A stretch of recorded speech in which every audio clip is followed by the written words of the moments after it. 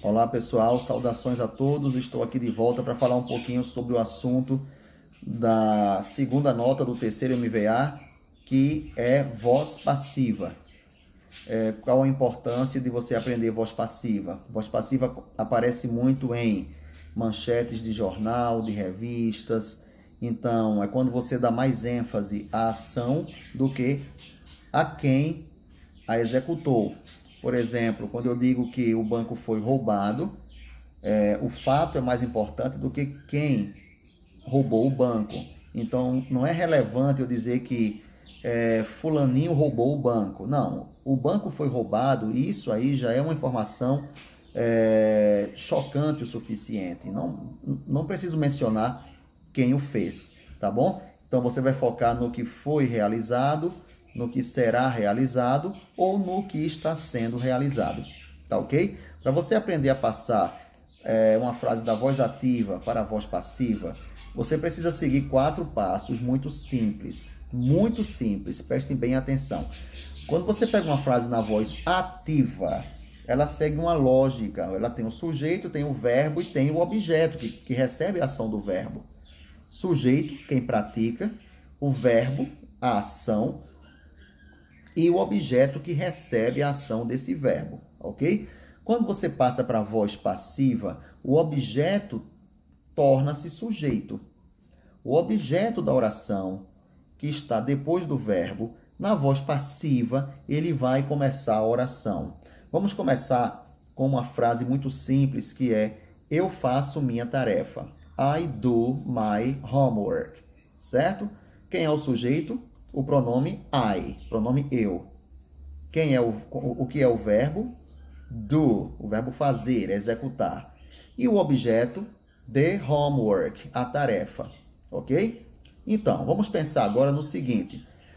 Se você tiver um lápis, uma caneta, um pedaço de papel, tente seguir esses 4 passos que eu vou passar para vocês agora. Vai ficar mais fácil de entender. Coloque aí no seu papel: I do my homework. Está na voz ativa, ok? Agora, você vai passar essa frase para a voz passiva. Encontre aí, na frase que você escreveu, o objeto da oração. Circule o objeto da oração. Se você circulou the homework, você acertou. The homework está recebendo a ação do verbo. Então, pegue agora the homework e coloque no início da frase. Vá para outra linha e coloque aí the homework no início da oração. Você acabou de fazer o passo número 1. Você pegou o objeto e transformou ele em sujeito. Esse é o passo 1 da transformação da voz ativa para a voz passiva. O passo número 2 é saber conjugar um verbo to be. Pegue o verbo to be e conjugue ele no mesmo tempo verbal que se encontra a frase na voz ativa.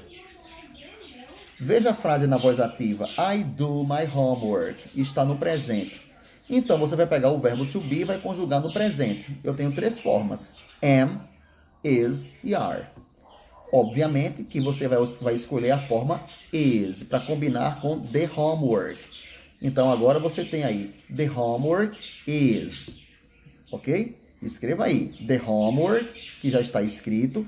Agora coloque is, que quer dizer a tarefa de casa é.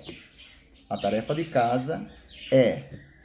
Agora vamos para o terceiro passo na transformação. O terceiro passo é: encontre o verbo principal na voz ativa e jogue ele para a terceira coluna na voz passiva.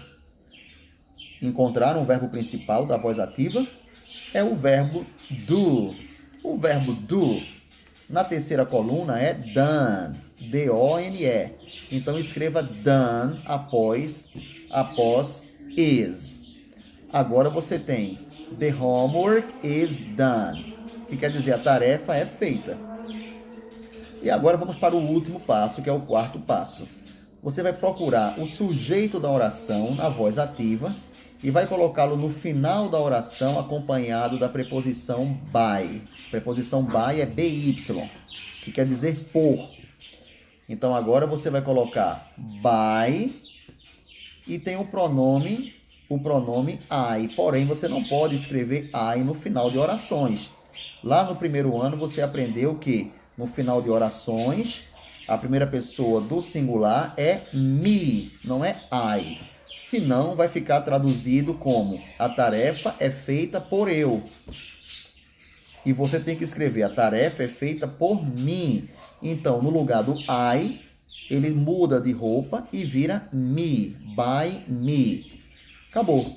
Você acabou de transformar uma frase da voz ativa para a voz passiva, seguindo os 4 passos básicos, que são, em resumo, o objeto torna-se sujeito, o verbo to be é conjugado respeitando o mesmo tempo verbal da voz ativa, o verbo principal é jogado para a terceira coluna, e o sujeito da ativa torna-se agente da passiva, acompanhado da preposição by. Simples assim, certo? Foque nesse conteúdo. É um conteúdo que é cobrado, como já falei para vocês em outras ocasiões, é cobrado tanto no SSA 2 quanto no SSA 3, certo? Espero que vocês tenham curtido e, pelo menos, espero que eu tenha, acima de tudo, ajudado alguns a entender melhor esse assunto. Um forte abraço e see you later.